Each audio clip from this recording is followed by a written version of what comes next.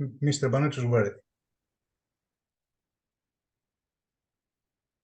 Your Excellency, dear Ambassador of the Republic of Lithuania in Greece, Mrs. Lina, first of all, I would like to inform you and the audience that there is a slight change in today's program, since Dr. Sfaelos, the Vice President of ΚΕΔΙΣΑ, due to a seasonal flu, will not be able to participate and moderate today's discussion. Therefore, I will be acting as a moderator, and if you don't have any objections, I will make first my short introductory and welcome speech, and then I will pass the floor to you. Starting my short welcoming and introductory speech, I would like to cordially thank Her Excellency the Ambassador of the Republic of Lithuania and Greece, Mrs. Lina, and the Deputy Head of Mission, Mr. Mindaugas Viskupaitis, for their initiative to cooperate with ΚΕΔΙΣΑ and make possible to organize today's webinar.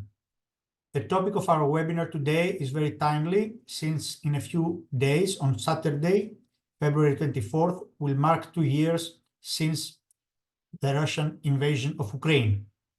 In response to the Russian invasion of Ukraine, Western countries and their allies imposed massive and unprecedented sanctions against Russia.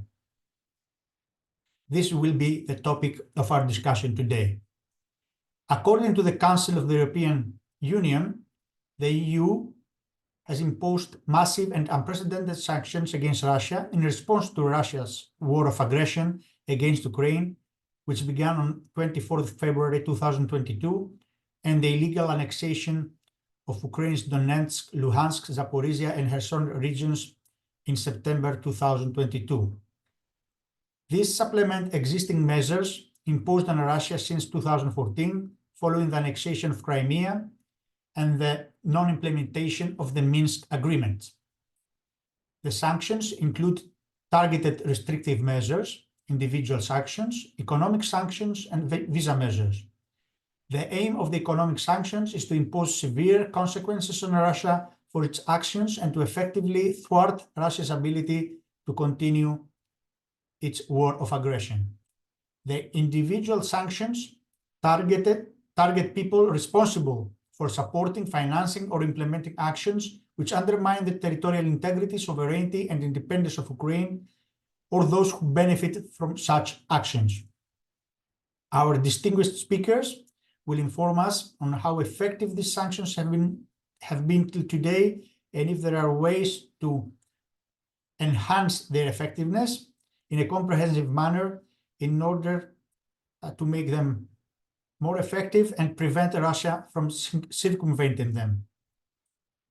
Many thanks to all the attendees for participating in today's webinar, and we expect you to submit your questions to our distinguished speakers in the Q&A session that will follow their speeches.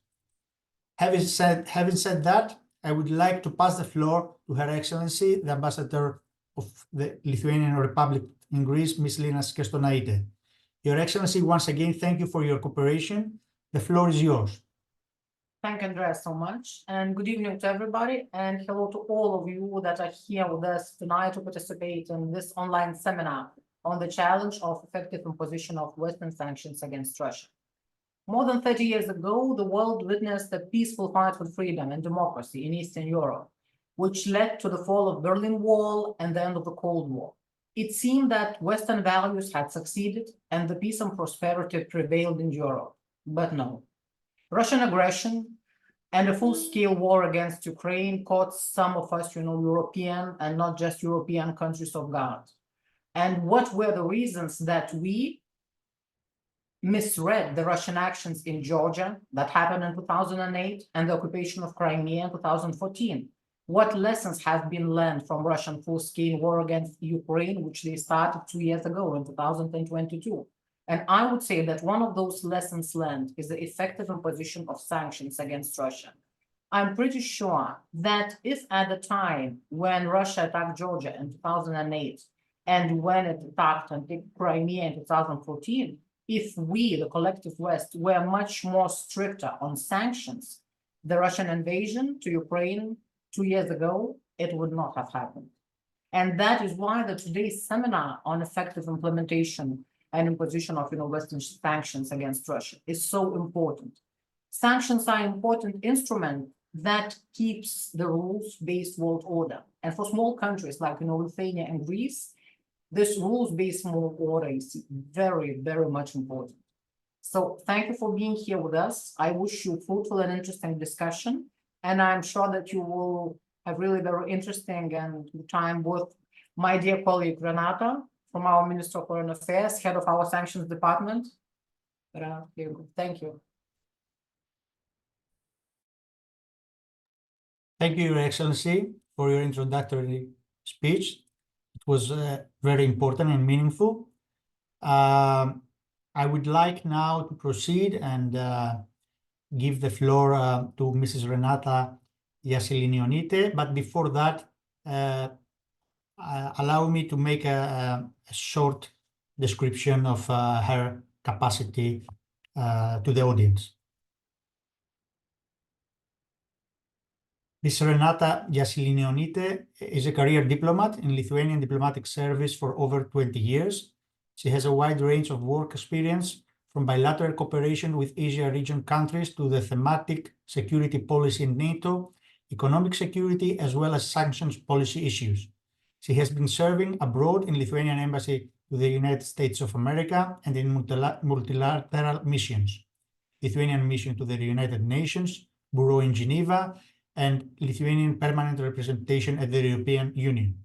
She is a director of Sanctions Directorate at the Ministry of Foreign Affairs of the Republic of Lithuania since its establishment in May 2021.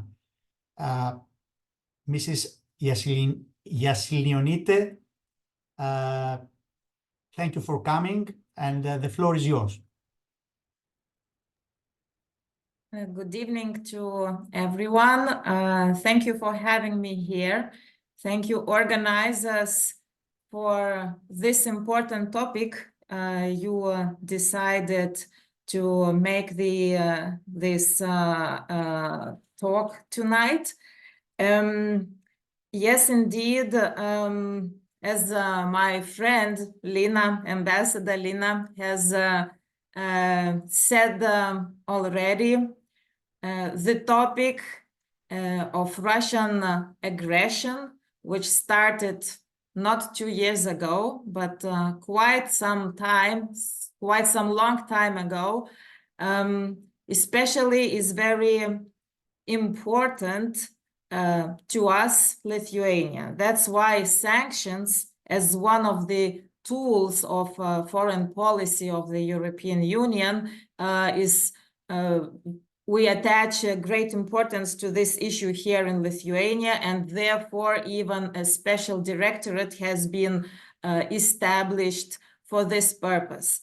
But maybe I will start, I will go through two topics because we are talking tonight about challenges and challenges of implementation of sanctions on Russia.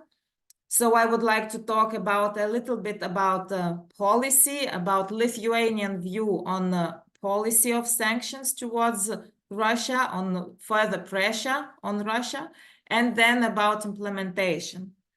For us, we have these two parallel tracks. For us, continuous pressure through ambitious new sanctions and the successful implementation of existing sanctions are two parallel tracks, and we pay equal importance. And actually, we always invite our colleagues in the EU to see it through the same eyes, because it's both very important to continue with pressure, because only by continuous pressure we can reach, or at least make life of Russian military machine harder, and in order to the war to be stopped at some point.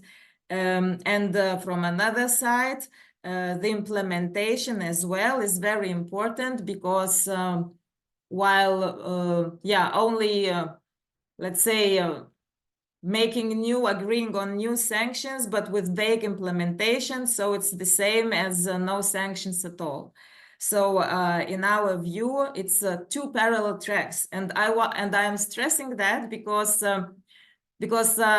very often we have to negotiate in Brussels. We are talking with our partners, and a lot of times, sometimes we hear this false actually narrative that well, now we sanctioned everything. Let's now pay our attention to sanction implementation.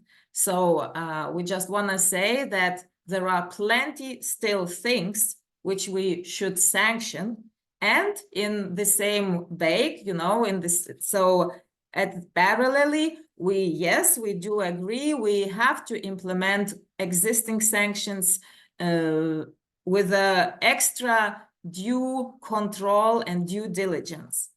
When I'm talking about new ways of what to sanction, so I guess everyone who is interested sees a lot of articles everywhere in press for Lithuania. So still we believe that we have our priorities, that is ban on nuclear cooperation, then ban all LNG. Then we have always called and continue to call on banning these all exemptions and derogations, actually what European Union is still giving via sanctions regulations to continue do business with Russia in one way or another, or to continue export to Russia of a certain products, especially industrial goods, which we know that for sure Russia is using for war purposes. So then we have aluminium, which could be banned as well. We have iron ore. We have then research and technology, where we invite every university in the European Union, and actually even broader, because when actually I'm talking about European Union, so I should say that there is this sanction coalition of European Union and G7 countries. So we invite every university in this democratic world to check all these scientists who are Russian scientists who might be pretending that they are working for a certain member state, but we have so many examples these days when Russia is actually at war. So they do use all the tools they have, including all the citizens they have abroad. So ban on research and technology with Russia is one of the priority too. Then another one is oil price cap. As we do know, it's not working well. So again, and we see the numbers and all these numbers, that means that all the gain Russia gets every day, so it uses for military purposes, for all the drones and military equipment which is used to fight in Ukraine. So not last actually, but then we have talking. So I was telling you about sanctions in sectorial area, because for our understanding, our belief, individual sanctions are important, yes, but they are not as important as sectorial sanctions. But nevertheless, in individual sanctions, we have Russian banks, and talking about that, so still Russian banks are making profit. For example, Russian banks' profit in 2023 was 16 times up. That means that despite of all sanctions, this country is still growing. And talking about that, so Russia grew faster than all G7 economies.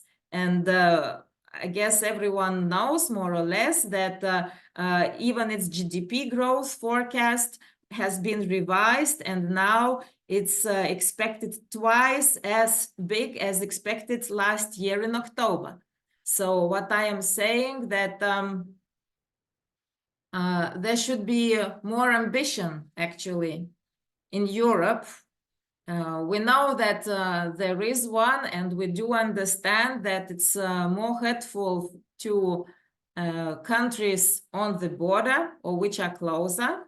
But and we are always very grateful still because to reach to establish new sanctions, so you need to reach consensus between 27, and it's a hard work to do with 27 different national interests. So we are always really grateful for our to all this 27 member states community that we still do manage to do that. But as we say, much more should be done in new sanctions area. So if I may a little bit talk about sanctions implementation, as it is another track. So in sanctions implementation, so it is a competence now of each member state. So each member state is responsible how fully and strict this member state implements sanctions agreed. And here for our, and we as being on a border with, and actually guarding external EU border with Belarus and Russia. So as I say, our customs and our border guards are guarding this territory, actually all EU from the east these days. So, and implementation of sanctions, then full implementation of sanctions, then actually sometimes we think that falls a little bit too hard on our shoulders because our custom officers are the last ones who let or not let some goods to go through from EU to eastwards. For our understanding, this implementation, first of all, of EU 27 should be as uniform as possible. That means that all 27, but of course I do understand that it's more in a fantasy world, that all EU 27 national rules, national understanding how to apply agreed sanctions should be uniform. So that would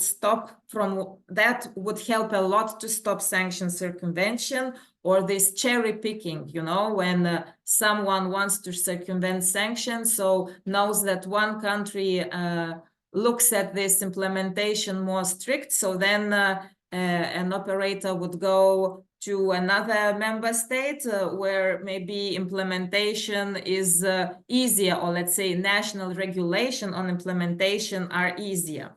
So in our case, in Lithuania, our customs already made quite numerous different decisions on how to even make this control more strict.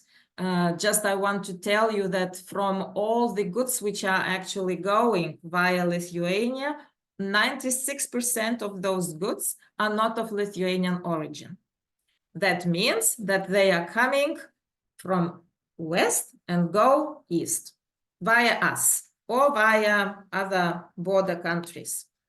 So, so that's when I said that our customs are guarding the EU on behalf of 27. So I just have some numbers that in 23, Lithuanian customs more than or approximately 40,000 times denied customs procedures. And we have 30 ongoing criminal proceedings. Then we have 5 different decisions customs have taken last year so far to still make this sanctions implementation control more strict.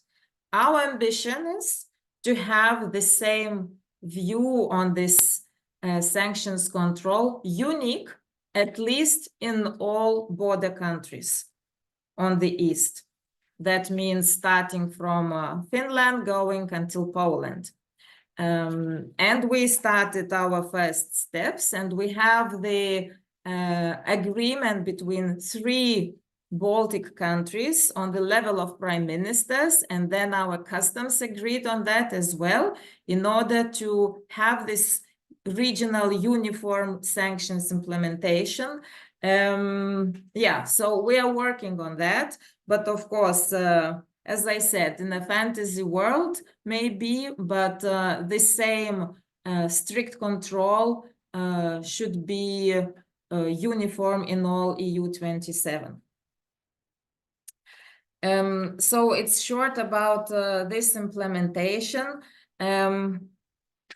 Yeah, what can I say? It's as you rightly pointed out, the sanctions were for severe consequences on Russia to stop its aggression, and now we are the 2nd year. Soon we will commemorate, unfortunately, 2nd year, and so are sanctions working or not? And of course, I cannot say that they are not working, right?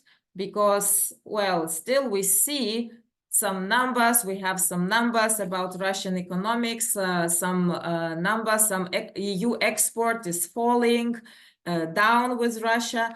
But at the same time, as I say, that it's better to be more brave, actually, and more ambitious than this pain may be.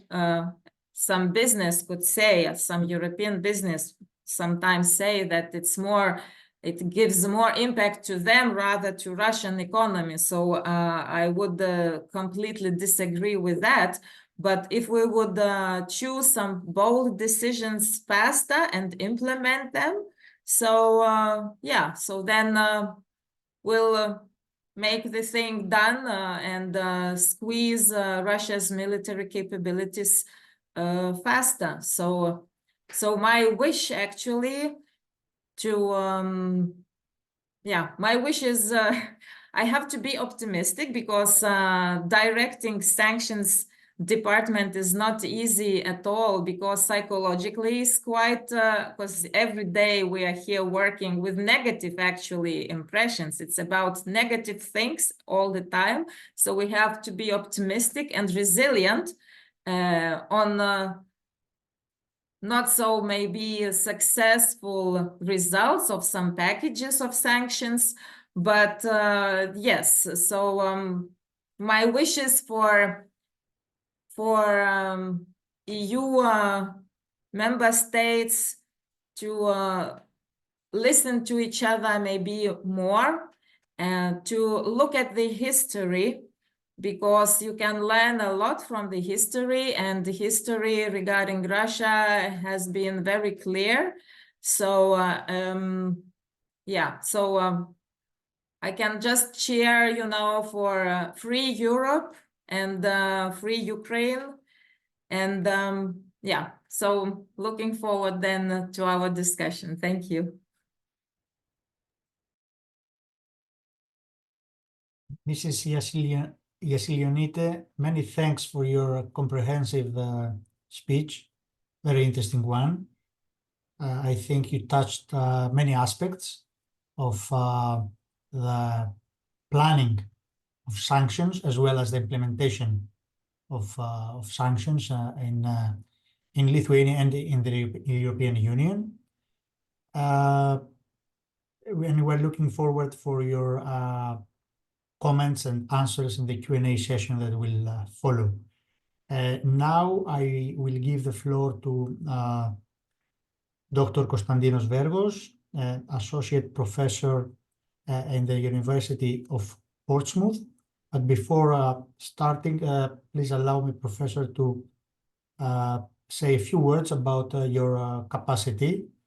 Of course, you have a long CV, so I will not read it all, but I will read the most important facts. So, Mr. Konstantinos Vergos, Dr. Vergos, is an associate professor in the University of Portsmouth, having previously taught financial analysis, microeconomics, macroeconomics, and financial management at a postgraduate level in the National Technical University of Athens in Greece, managerial economics in the University of Kentucky, financial analysis in the University of Torun, Poland, risk management for financial institutions in National Kapodistrian University of Athens, financial management, financial engineering and multinational companies management for doctorate candidates in the European University, business cycles and financial cycles in the Open University of Cyprus, while also taught finance, company valuation, and financial derivatives to candidates for the analyst professional certifications CIIA and CEFA. Dr. Vergos has more than 20 years of working experience, including a 14 years managerial experience in banking, brokerage sector, being a director of head of the analysis and corporate department of 4 companies in the brokerage banking field. Dr. Vergos, thank you for coming. Thank you for joining us. The floor is to you. Thank you for the introduction and the opportunity to be in this discussion. I will make a short introduction about the measures taken against Russia because of this war, because of the war of Russia in Ukraine. There were measures that were taken initially after the invasion, and some measures that were taken mainly in December 2022 that changed a little bit the type of sanctions, let's say. So the initial sanctions, as Ms. Yasilomita, sorry for the, it's a little bit difficult for me with the surname. Very correctly mentioned, had to do mainly in banning sales of energy products, including oil, coal, gas. But they were also, they included a ban in military and defense industry products, as well as a ban to financial institutions by banning the access to SWIFT to Russian and Belarusian banks, because Belarus has been involved indirectly to the war, and also banning telecoms, media organizations, and of course restricting the ability to nearly 2,000 individuals and companies to be involved. So this was and some travel bans. So these were the major measures taken. But as we can see from the first year effect, I could say, these measures didn't really hurt the Russian economy during the first year, because on the contrary with our projections that the Russian economy would had a decrease in the GDP, trade deficit, and so on, what we have seen is that during the first year, 2022, as a result, there was an increase of 86% of the trade deficits to more than $220 billion trade deficit for Russia. So it increased from 130 to 227 billion dollars.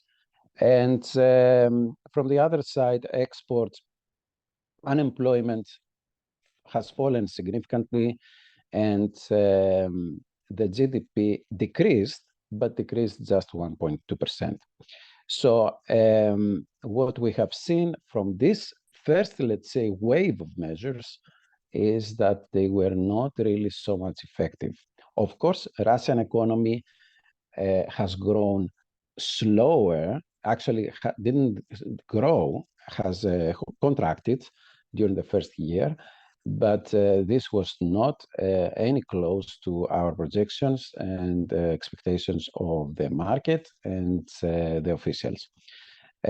During, however, the second year, when other measures have taken effect, which was a cap in the price of the oil and energy products, which was a $60 cap for oil, $45 for oil-related products of low quality, and $100 to oil products that relate high-quality oil products.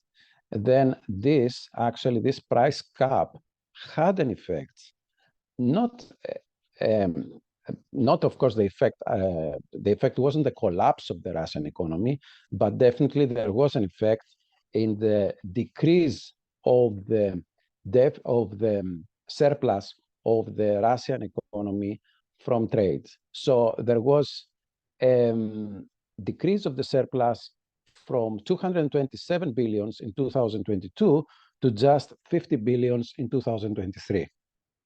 So we have seen that actually the cap was effective in decreasing significantly the ability of the Russian government, actually the Russian companies, to have a significant, let's say, income, and the Russian to be a surplus, a big surplus in the country. However, during this year, we have seen that the Russian economy, as an economy, had the steepest, the highest growth among all the major economies.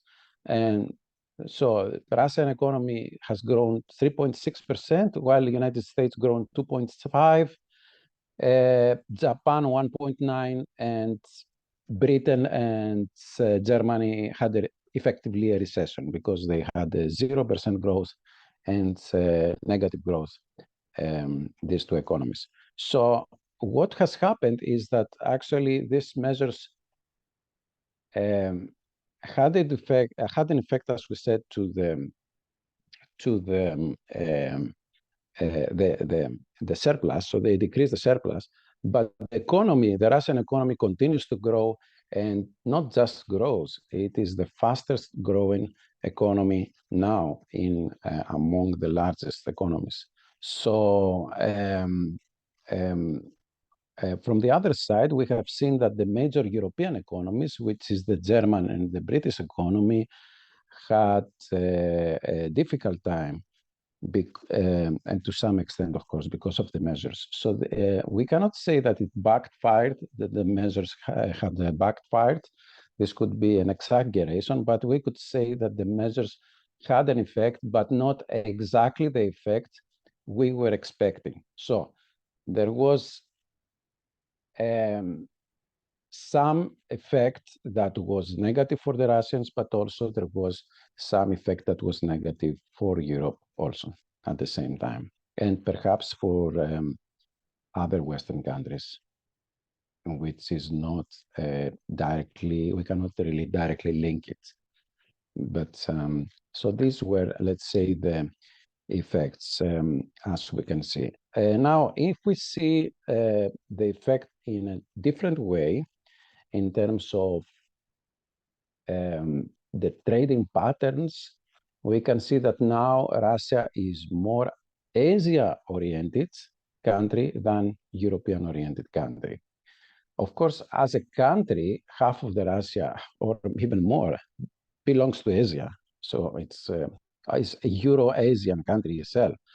But it wasn't the case when it came to trades in the past. So major trading partners were the European countries. So now, after the ban, we can see that the European economy was only 85 billions. There was only 85 billions trade with the European countries, while with the Asian countries, after the ban, the trade increased to more than $300 billion. which means that now the major partners of the Russians are Asian countries. Now, somebody can say, why this matters? It matters because, to some extent, which means that our ability to influence Russia in the future is not the same like the ability we had in the first year of invasion. So in the first year of invasion, let's say, we had the ability to influence Russia because, let's say, the exports themselves were significant. Now they are a small proportion, so our ability is much smaller. Regardless, of course, as I explained, there was some effect, significant effect in trade deficit, and we will see in the future if this will continue. So these are the major issues that I would like to say from my side. And I'm open to questions or anything that you would like to ask about this, if it's okay. Dr. Vergos, thank you very much for your interesting speech, and you also put some very interesting points on the table. So I think that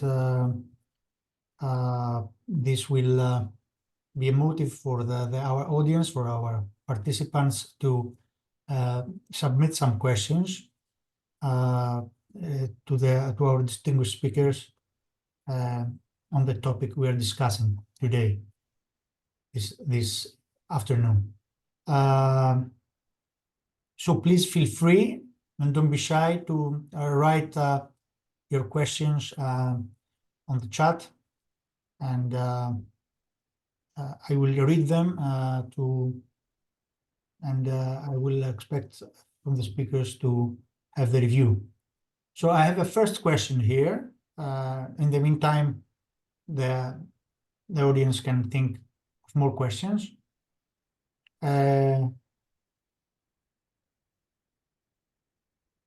Okay, this is an interesting, intriguing question. It's Mr. Vasilis. We don't have his surname. He's connected from his iPhone. His initial question was, could this war have been started on purpose, not to reclaim Ukraine, but because of expected and calculated profits? If so, is it possible that the West is solely behind this?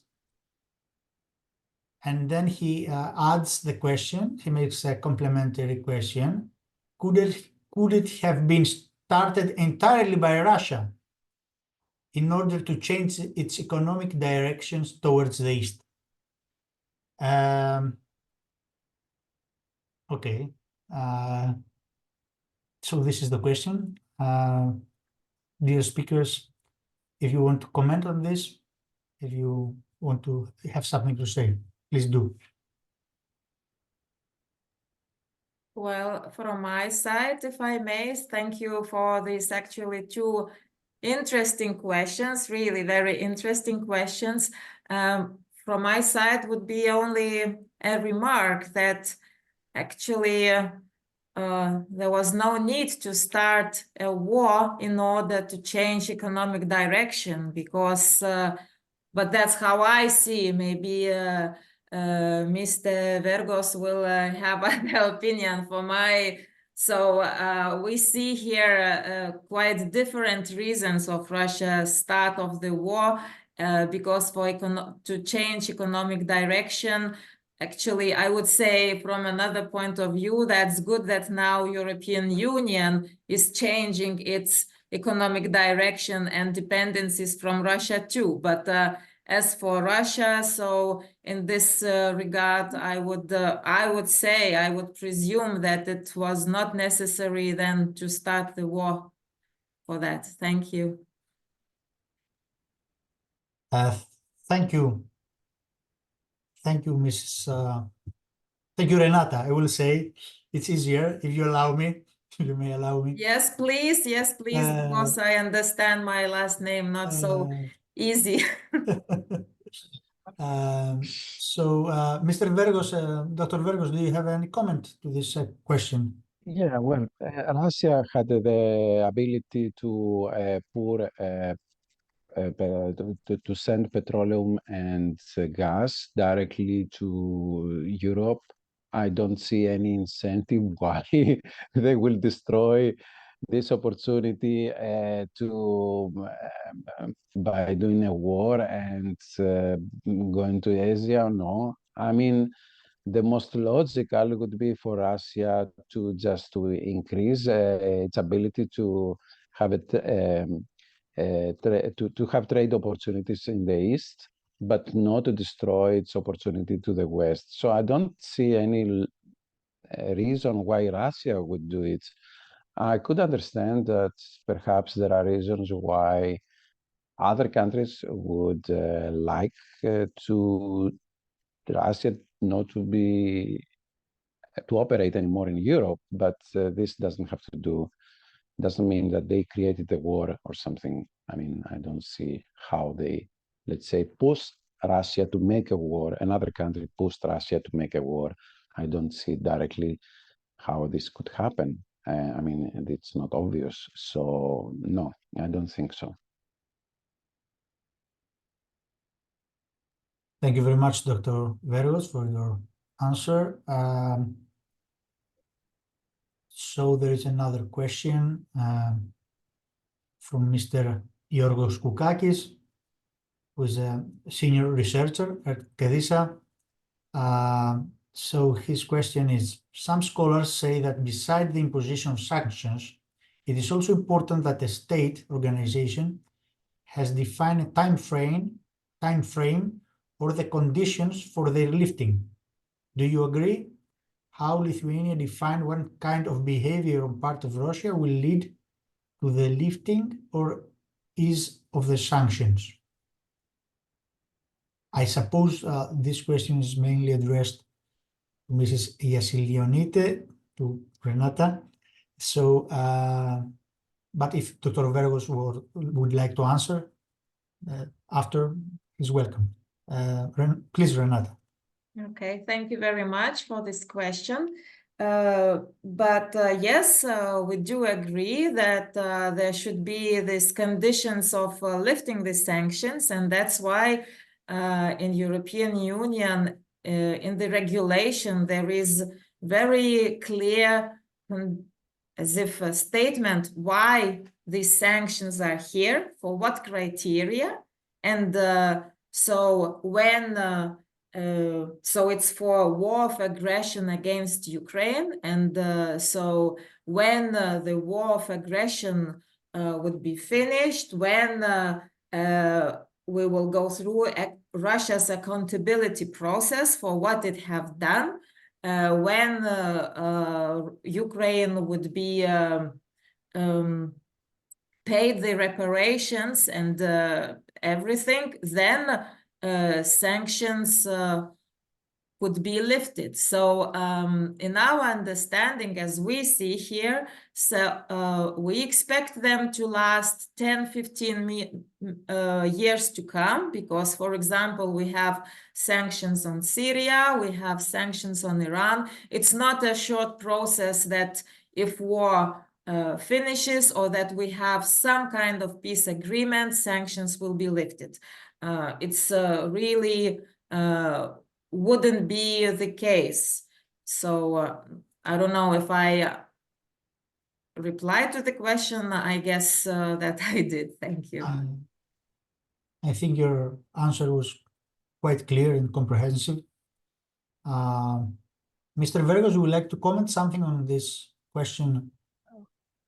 No, but there is a point that sanctions are temporary measures that involve not only punishment, but also some, let's say, carrots, let's say, not only sticks, but also carrots, some positive, let's say, incentives. Perhaps the refinement of the sanctions, a better refinement could be beneficial in turning the policy of the Russia, but really, yeah, but so I agree with this with Ms. Yasilomite.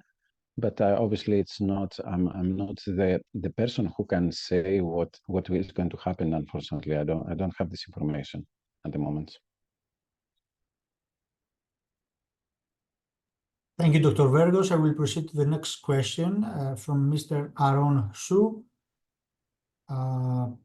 If the Western countries' sanctions are not as effective as expected because of some other countries outside the EU or the US-led alliance, then what can the EU as a whole and each EU member state do to make the sanctions more effective? Via diplomacy? This is the question of Mr. Xu. So I am taking this, right? Yes, please, Renata. Yes, thank you. Thank you for the question. Very interesting one.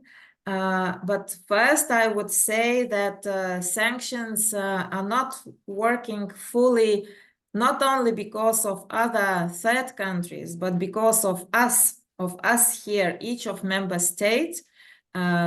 We think here, at least in Lithuania, and what I was telling in my introductory remarks, that we believe that more strict control should be taken. We should understand better that we shouldn't fear to break these dependencies we still have, or we shouldn't fear breaking trade relations, even though they are lengthy, coming from 100 years ago, but still that's the time to stop these relations. Because when we talk with third countries, believe you or not, because we do our démarches, we go to other countries in asking them to not allow their territories to be used by Russia for sanction circumvention. These countries are telling us, but these products are made in EU. These products are made in other Western allies. So, that's why, first of all, we should do everything possible here in the EU in stopping all this, in implementing fully, and in stopping looking for ways how to circumvent sanctions. For example, new thing is European companies are moving to Russia in order just to be not eligible for EU sanctions. So that's how Russia continues to flourish. That's how Russia continues to get this all money for its war machine. And regarding diplomacy, well, I am afraid on diplomacy, time has passed for diplomacy with Russia. I very well remember I've seen an interview of UK Prime Minister with Mr. Lavrov at the time when Russian tanks were standing on the border but not crossed to Ukraine yet. And she was saying, move please your tanks out from there. And he said, our tanks are standing there just for some kind of, what was that, military exercise, nothing more. So, so that's, I think that's the trouble, that we still believe in European Union that by talking, we can reach some understanding. So even if after 2 years, we still think that talking could do something. Of course, I understand the question was maybe via diplomacy. So our here answer would be not via diplomacy, but with increased pressure, global increased pressure. Because yes, I've heard that what Mr. Vergos said, that if our exports diminish to Russia, so Russia just turn to Asia. So yes, we together with all third countries should press Russia in order for this war to stop. Thank you. Thank you very much, Renata. Dr. Vergos, you have some comment on this question? No. Okay, thank you very much. I will go to the next question from Mr. Kyriakos Spiliopoulos. Good evening to all, and thank you for this webinar. We thank you for attending this. First, now that the EU and US seem to be getting tired of supporting financially, politically, militarily Ukraine against Russia, and we are seeing slowly a withdrawal, will we see a more aggressive response from Russia with the use of greater military force? This is the first question.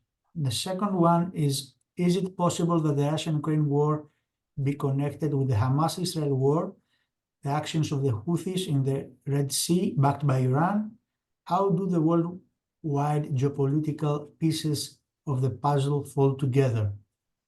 Thank you. I don't know if Mrs. Yassilianite Renata wants to comment, answer to this, or Professor Vergos would like to answer. Well, I could at least to the first one. Only short comment. Will we see a more aggressive response from Russia? Yeah, I think so. It is natural. It's natural. It's I would say to everyone who seeks something and sees that finally after long fight he is gaining it, so he would seek it even more.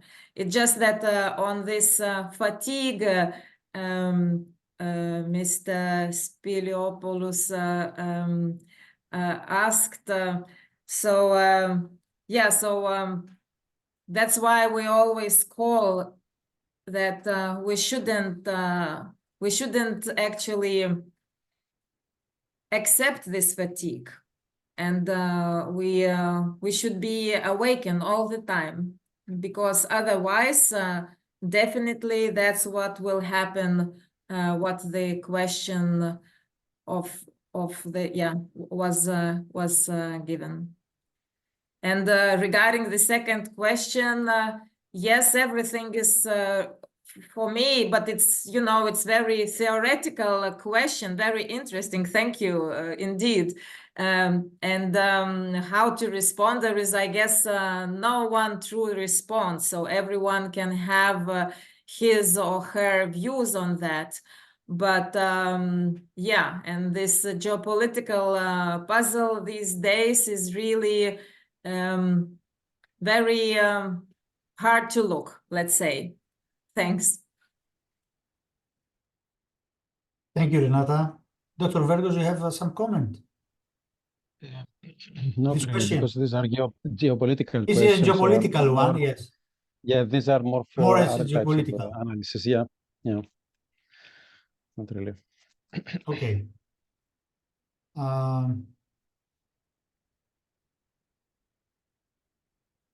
So I'm going to the next question. I will skip Mr. Vasilis' question and I will turn later to him, because we have also some other participants who ask questions. So I will read the question of Mr. Demestichas Eleftherios.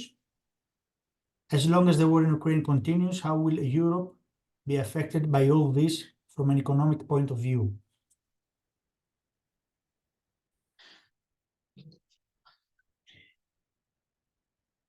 Could I start? Yes, Dr. Vergos, if you want, yes, start and then. It seems like so far we had a negative development in Europe because of this development, because of the war and the sanctions as well, because to some extent they backfired, as we have seen, to Germany and to UK. However, given the fact that the exposure of Russia, not only the exposure of Russia to the European,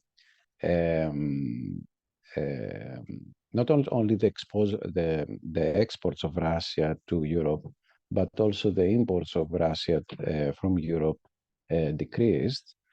to that extent, Europe will become less affected also in the future from Russia. So not only Russia will be less affected by Europe, but also Europe will be less affected by Russia. So yes, the effect will continue, but it will not be that strong, I think, in the future. And we have seen this already to some extent with energy prices, that they increased very much in the beginning, but now we don't see this development anymore. And also to agricultural products, the same. Thank you, Dr. Vergos. Ms. Yasilionite, Renata? Yeah, I completely agree with Mr. Vergos, and just can add that, yeah, so now is the way to diversify our partner countries. So because, for example, Lithuania, Russia was quite an important trade partner for us, but it's always been a big issue because we were always inviting our business to look for other ways of other trade partners, you know, and of course it was easier because from our previous historical times, for example, business, they knew Russian, so it was more easier for them to make business. But so now, after everything, they are forced to look for other partners in other countries, in other third countries. So I think it's not only negative impact, after some negative impact maybe, but if business is wise, I truly believe that then they find other ways, and then actually this diversification is not even economic strength, it is our geopolitical strength as well. So thank you. Thank you very much. I will proceed with the next question from Mr. Vasilis Stanescu, his defense attaché of the Romanian embassy in Greece. Some Ukrainian reports state that Russian intelligent ammunition, smart ammunition, still contains spare parts from European countries. Do you think this is a result of bad or weak implementation of EU sanctions, or Russian Federation, other economic partners are involved in indirect trade? Thank you. Very concrete question. Yes, actually, for both ways. I think, well, and as a border country with this experience of sanctions implementation, while being Lithuania a former logistic hub for Russian, Belarusian things, and now as we are analyzing the data, analyzing what companies send what products via us or via how they send products, components to Russia or to third countries, and then third countries re-export it to Russia. So yes, the answer is yes to both questions. It's a weak implementation of EU sanctions, and that's why we invite to make this control stronger. And always please call us Lithuanians. We have we can share with you our national control measures, and third countries help as well is important in this sanctions circumvention, what's going on.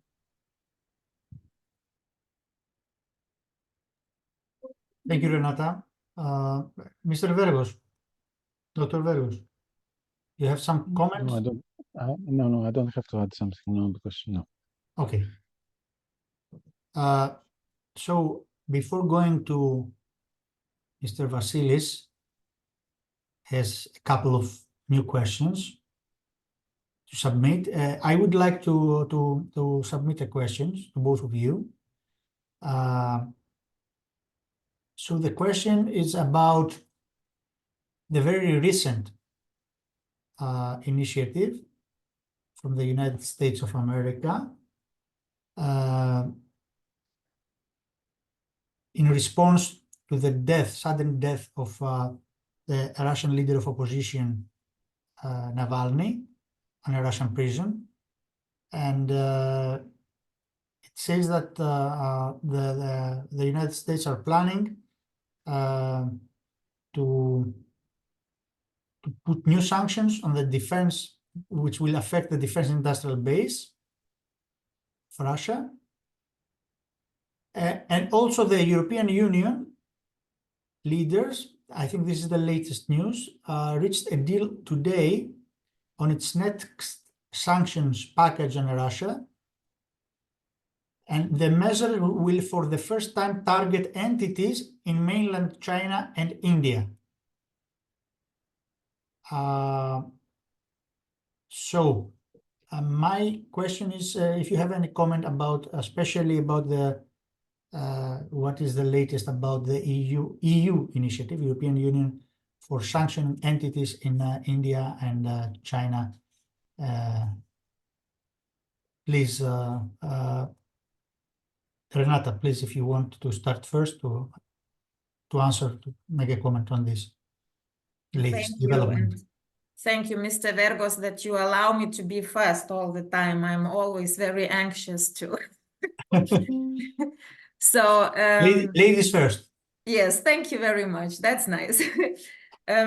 Yes, indeed. Today, ambassadors in Brussels have reached the decision on the 13th package. This 13th package has been negotiated actually not so long, because we have the 12th package agreed in December. So yes, that's a new package, and we expect 14th package to come now soon with more ambitious economic sanctions, sanctioning third countries. Well, that's the way we try to deal with this circumvention problem we have via third countries, what we were talking here this evening. I just want to explain a little bit that it's not well, let's say few enterprises from third countries will be put on a list with, and that would mean that EU companies would not be allowed to trade with these companies on dual-use goods. So that means that it was expected that these companies were involved in maybe helping Russia to get these industrial or drone component goods, which the question we had just before. So it's not as sanctions are put on a third country, no, but some companies from some third countries are on the list. The list dedicated to the companies with which European companies would not be allowed to trade on a certain goods. As regards, and that's our way of let's say, fighting circumvention, because as we know, United States of America, they have their sanctions working a little bit differently. So that's why I would say companies actually from all the world are more afraid of the American sanctions. Then as coming back to RIP Navalny case, so that's a separate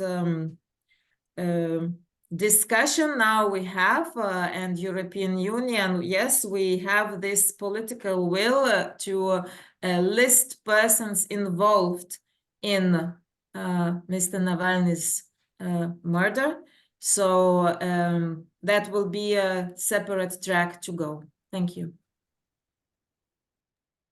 Thank you very much, Renata, for your answer. Dr. Vergos, you have some comment on my question? Yeah, well, these sanctions are normally effective when they go to directly to companies, are normally effective because companies have interests that are not the same with the governments, and they are hurt significantly and from these measures. Yeah, they have been effective in the past also, whenever they are directed to specific companies. I don't know to what extent, of course, they can affect decisions in Russia or whatever, but obviously they will have some effect in the ability of Russia or other allies to be able to make perhaps some kind of weapons or other things that Western countries do not want them to do. Yeah. Thank you. Thank you very much. I will proceed with a question posed by Mr. Vasilis here. According to what I know, Mr. Vasilis says, but I could be mistaken, Russia has always been bullied by the West and Europe because of its threatening potential.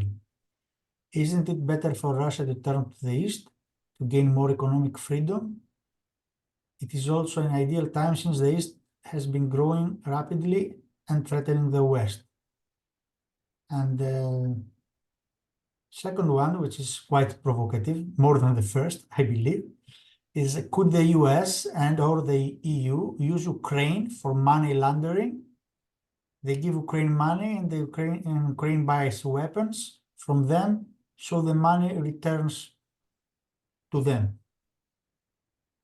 These are the questions. Let's start from the first. Can I Yes, will try please. to start because it seems more economic. Yes. We have seen that the Russian government has started to use an alternative to the Western systems for clearance. So something alternative to SWIFT by using the Chinese, let's say, SWIFT. So this is the one thing. And we have also seen that they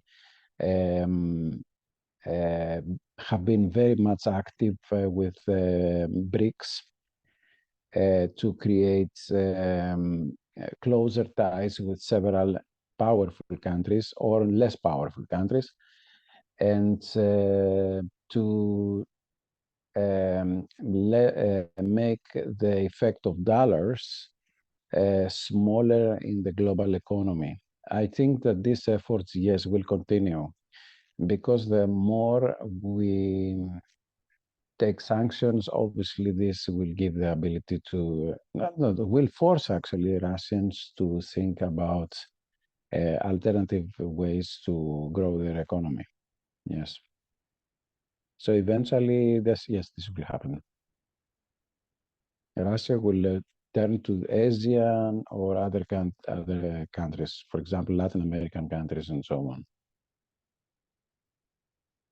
Ms. Yasilionite, Renata, you have some comment on these questions? Well, the same comment as before, that in order to turn to East, there was no need to start war where people's lives has been lost every day. So that's my short response to that. Thank you. Thank you, Renata.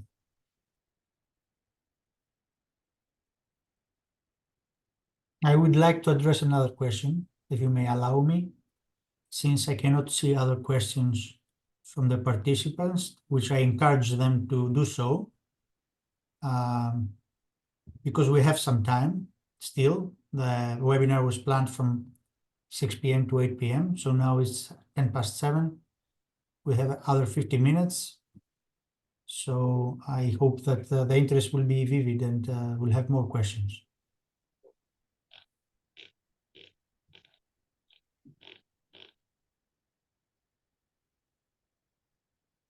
So my question is about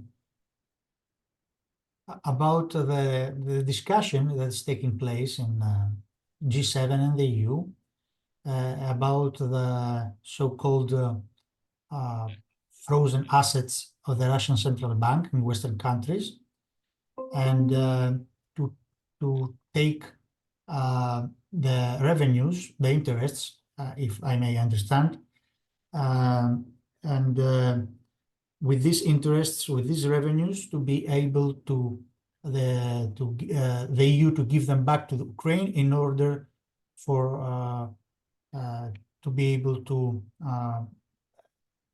reconstruct the economy. So how much you think that this policy is going to proceed, and what are the risks, if there are any legal risks, I would say, because there are some people who argue that if the European Union will proceed with this, then maybe some third countries will decide to de-invest from Europe, fearing that in the future maybe they're going to get their own assets frozen. Let's say I'm making the devil's advocate now, and I'm putting this question. So anyway, I would like to have your comment on this kind of discussion about the frozen of, actually not frozen because they're already frozen, the confiscating of these assets, initially in terms of revenues, in terms of interest from these assets. Mrs. Iasilionite, Renata, you would like to answer first? Yes, thank you. This seizure of assets has been in Brussels discussions now for 2 years as well. And actually, we think that seizure should be actually not only that's maximum, we wanted maximum, we wanted seizure of assets not only of Russian Central Bank, but of private persons as well. But yes, okay, we hear these legal worries from another camp. So now in the European Union, finally, at least, actually after very lengthy, unfortunately lengthy process of looking for this possibility, because of course when there is a political will, at least in Brussels, always you can find a possibility. So this decision has been found, the agreement has been found about this interest of seized assets, that this interest could be used for Ukraine's reconstruction at some point. So we fully agree with that, and we just hope that all other, because now it's only first step has been taken in all this legal discussion in European Union regarding all this mechanism. So, and there was 0 step, then first step, and the second step to follow. So we actually are even only disappointed that this rule cannot be used retroactively, that it will be only used, this whole mechanism will start working only for money collected after the final decision will be reached. So, but at the same time, everything legally is very sound, and I don't know why any other third country could be scared of investing in European Union because of that. So I would completely disconnect things, because here everything is very clearly stated why and how and for what reason. So yes, that would be my answer. Thank you. Thank you very much, Renata, for your answer. Dr. Vergos, would you like to make a comment on this? As we have seen from banning Russian banks from SWIFT, the effect was actually losing the customers. So the Russians have gone to the Chinese, let's say SWIFT, and eventually they have done the job, and West has lost a significant customer. And the same will happen here with the depository. I mean, if you're clear which is the major depository for the Russian assets, actually the assets of the Russian banks, okay, the central banks and so on, is sizes the assets and they be sold, whatever. This means that there will be now, this will be unprecedented, and it's very possible that we will see that in the future, not only Russia, but also other countries will deposit their assets in China or other depositories. For the moment, all the depositories are in countries that are controlled by the West. So we have Euroclear, Clearstream, DTCC, and Yaztek, and the last one is Japanese, but actually controlled by the West. Okay, but the other three are Belgium, Luxembourg, and United States. If we use the depositories for this reason, I mean, if they lose their ability to be reliable, then who is going to deposit their money there? So there is a significant threat that we will see Chinese depositories to get a significant proportion of money on a global scale. So I see here a very significant threat. And of course, something like this is not sanctioned anymore, because sanctions have the meaning of being temporary and can't be taken back. But when you take the asset, then you don't have the ability to influence the other. The other doesn't have the asset anymore. So there is nothing really to negotiate. So I'm not sure how clever this is. I don't know. I mean, I understand that we want that Russia is ethically responsible for the war. I understand this, but this is something different. I don't know about the economics effect of this. As we have seen in the case of the SWIFT, this was not effective at all. No. Thank you, That's it. Dr. Vergos, for your view, which is, to best of my understanding, is not converging with Mrs. Ioannidis, but okay, this is why we have this dialogue, and we have this vivid discussion, and so thank you. There is a question from Mrs. Maria Veroniki Zurnadji. Her question is, so if I'm understanding correctly, the implementation of sanctions haven't had the desired effects in deterring Russia, and also had negative effects in its implementers. If that's the case, should that signal to the policymakers that an alternative method is needed instead of sanctions, or would it act as a push to harshen them?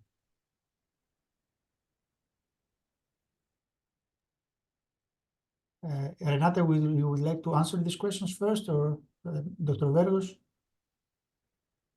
I can start if Yes, please. I'm Please do. allowed. Thank you. Thank you for the question. Yeah, difficult question, I must say. In our case, as I presented, so we say that if it hasn't reached the purpose it was created for, so we have to push harder. And of course, at the same time, alternative method, well, we are always open to listen to any proposals, because these days it's really difficult to find any alternative method, because as I said, dialogue is not working either. Thank you. Thank you very much, From Renata. Dr. Vergos, you have some comment? yeah. First, there was an effect. It is a mistake that there wasn't an effect. We have seen that from my presentation, at least I presented that there was an effect. The first year there was an effect in terms of GDP. The GDP growth of Russia was negative, but it wasn't that negative that we expected, okay? And the second year, we have seen that the trade surplus decreased significantly from nearly 220 billions to just 50 billions. So there was an effect. It's not the effect that we expected. And there was, of course, a side effect to us. But of course, we can say that also discussion perhaps needs to be continued, because discussion is necessary. We never stop discussing. But there was an effect. It's a mistake to say that, misunderstanding to say that there was no effect at all.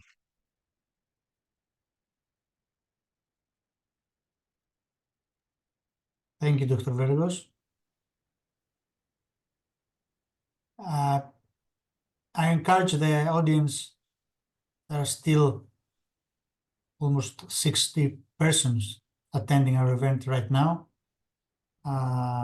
Also in the Q&A sessions, which means that this was an interesting topic indeed, and it attracts the interest of the participants. So I would like to encourage them to make some more questions, if it's possible, at least for the next 10 minutes.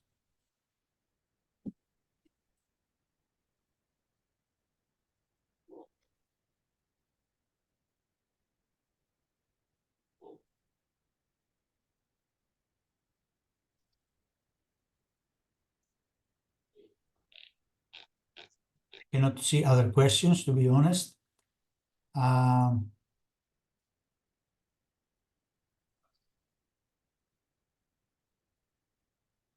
Yes, Mr. Koukakis writes, I don't know if he wants to continue his question. There has been a discussion about changing the decision process in the EU. Do you think this is going to help the imposition of sanctions? I suppose he means. Yes, an interesting question. Please, Renata, ladies first. Thank you. Yeah, that discussion here, we are talking, I guess, about discussion qualified majority voting versus unanimity. So as I know, Lithuania, the same as Greece and other small countries, are opposing change from unanimity to qualified majority voting, because as we say, if we are against accepting some new sanctions, so how then we will and why we would then implement the sanctions we haven't agreed upon. So this about this unanimity versus qualified majority voting. So yes, of course, one can say that qualified majority voting might maybe make the decision making of certain package easier, but at the same time, we think that on the contrary, maybe sometimes now we want package to be stronger, and that's why we use this unanimity. So yeah, I wouldn't think then that, so it's not so simply and easy to say that qualified majority voting would help the imposition of sanctions, or maybe it would help, but quality-wise, not necessarily even as strong as we have now. Thank you. Thank you very much, Renata, for your answer to Mr. Koukakis. Mr. Vergos. Dr. Vergos. This is a political question. I cannot really answer. I cannot really give any answer. It's a political question. I suppose that Ms. Yassi Leonite gave an answer that is Yes. in her field, in her area. I cannot really Okay.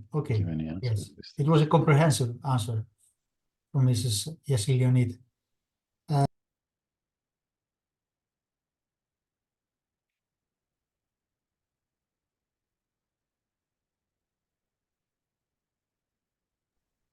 Sorry, I had my microphone closed, so I can speak now. Now the time is close to 7:30. I can't see other questions. Maybe I can try to make a question, maybe it's a theoretical one, about the future, in the sense maybe this is a difficult answer to a difficult question to answer, sorry. But how you see the future of the sanctions? Are they going to be implemented more packages against Russia, and how this whole sanctions policy will develop, and how it will really affect Russia in order to stop the war in Ukraine, which was the initial planning of the Western countries and the EU, to impose these sanctions in order to stop the Russian war in Ukraine. How feasible is this? How realistic, I would say. Sorry for being provocative, but this is my question.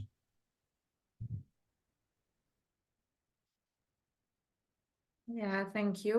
I guess Yes, ladies Renata, please. first. So, yeah, really a provocative question. But, well, we need to reach a peace, right? We need to reach a peace under Ukrainian conditions. So, well, so for us, we are ready to we're ready to squeeze our efforts, you know, we are ready to work as hard as possible for as many sanction packages as necessary. Well, actually, I would just suppose that maybe a few bolder and more ambitious sanction packages would be better than 6-week sanctions packages, you know. So I would just advocate again for this European ambition, but a real ambition in just do everything to stop this war under Ukrainian conditions. And in this sense, yes, then, as I said, we are ready for working on the next sanctions packages to come. So it's just that, yeah, well, it's better fewer packages, but the stronger ones in order to make this real impact. Thank you very much, Renata. Dr. Vergos, you have some comment on my question? Well, obviously we need to, well, perhaps something has to be changed, and perhaps if we believe that in the future it is will be very painful for all of us to continue to work as an enemies, perhaps we should regard also diplomacy so as to end this war as soon as possible, and start benefits from cooperating each other. As Ms. Yassi Leonite said, in the best conditions for us as well, okay? So as to be able really not to lose everything. But yeah, yes, we should include definitely some kind of discussion with Russia and some measures at the same time. So we should have them both, perhaps. But yeah, in the future, yeah. You mean stick and carrot? Yes. Okay. We have another question, again from Mr. Koukakis. Do you think that the Russian economy will continue to grow? How is this going to affect China's economy as their cooperation is becoming more enhanced? I suppose Mr. Koukakis is asking if the Russian economy will continue to grow despite sanctions. Yes. Yeah. Dr. Veros, would like to answer first. Yeah, we have some indication that Russian economy will continue to grow, yes. Because now, as we said, it is Asian-oriented more, it's more Asian-oriented, and Asia has different growth rates from Europe. They are faster in general, judging from the Chinese economy. Although China had some problems in its economy last year, they recovered now, and I believe that this is going to affect positively Russia. And yes, we expect to have Russia to have a positive GDP, a GDP growth this year and next years. From the other side, of course, if there is a collapse in the world economy, because, for example, the United States may have a recession at the end of the year or next year, obviously, I'm not sure that this will, Russian economy will be unaffected, although they don't have a direct contact as economies. There is an indirect contact through other economies that is going to affect the Russian economy. We have seen that during times of global recession, all the effect to second-tier economies or third-tier economies is more significant than the effect to major economies like the US economy. But so far, we don't have any indication that 2024 will be something like this will happen in 2024. Perhaps in 2025, yes, it is possible. Yeah. Allow me, if I may add a comment on this question, is that I estimate that the significant part of Russia's economic growth is due to its military production.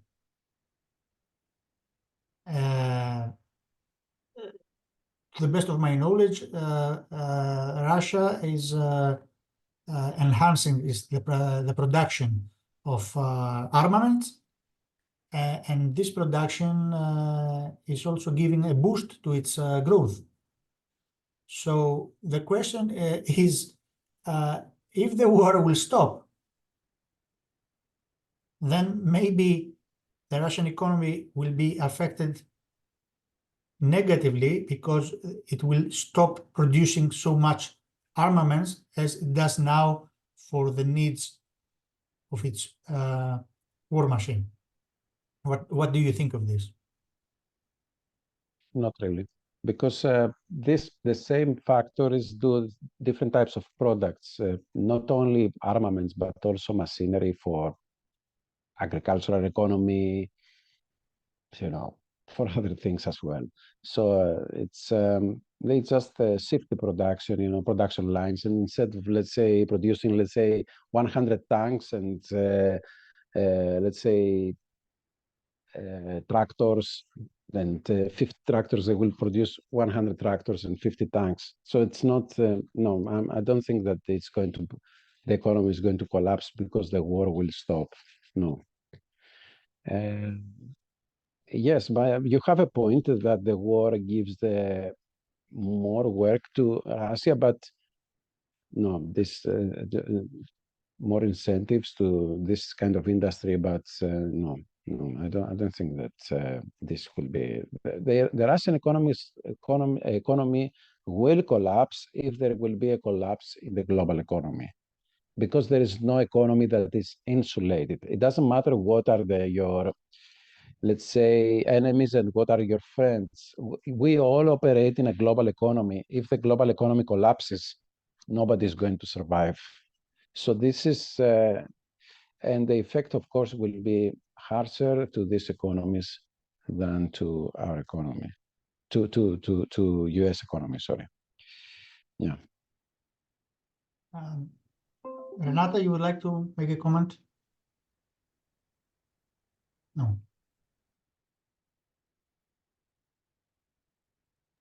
I think that if we don't have any other questions, we are close to our scheduled end of the webinar. The time is close 20 minutes to 8 p.m.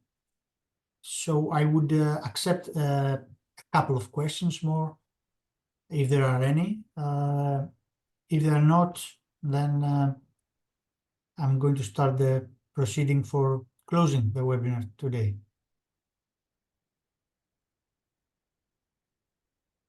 So we'll give, let's say, 1 minute to the participants to think of a question,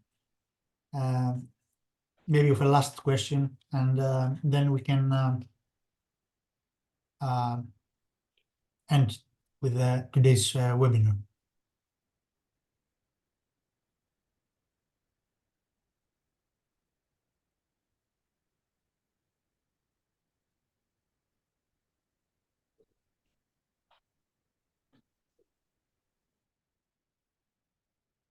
So I can't see any further questions. At this point, I would like to cordially thank our distinguished speakers, Ms. Renata Iasilionite and Dr. Konstantinos Vergos, for their very interesting speeches and their very even more interesting answers in the Q&A session that I believe enlightened us about today's topic. Of course, I would like once again to thank Her Excellency the Ambassador of the Republic of Lithuania in Greece, Ms. Lina, for cooperating with ΚΕΔΙΣΑ and to make today's webinar become reality. And of course, I thank everybody, all the participants, who were many, I would say, for an online event, who participated, and for their questions also. And just the last thing, I would say to the participants who would like to receive a certificate of attendance to send their request on our email, info@kedisa.gr, in the coming hours. And in a couple of days, they will receive the certificate of attendance. So many thanks once again to our distinguished speakers, Renata, Konstantinos. Thank you very much for your very significant contribution today. So you're welcome. Thank you. Thank you very much good night. for inviting us. Good night to everyone. Thank you very much once Good again. night. Thank you. Good night. Mr. Athosakis, you can stop the recording now if you can.